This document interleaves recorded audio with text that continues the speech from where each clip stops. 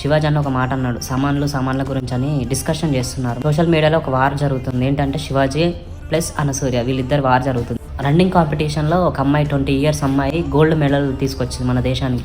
మీలో ఎంతమందికి తెలుసు? అది ప్లేస్లో ఎక్కి ఆమె ట్రోఫీ తీసుకుంది. తీసుకున్న తర్వాత మన జాతీయ గీతం వస్తుంది కదా, అప్పుడు ఆ గీతం వస్తుంటే ఆమె ఏడుస్తుంది.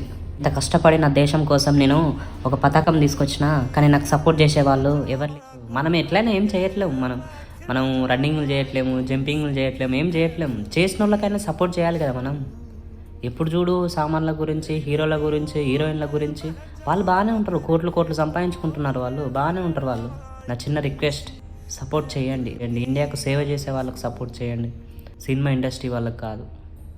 ఓకేనా ఫ్రెండ్స్? ఏమన్నా మీకు హర్ట్ చేసి ఉంటానైతే సారీ. జై హింద్. శివంగివే తల వంచే జాకి నీకే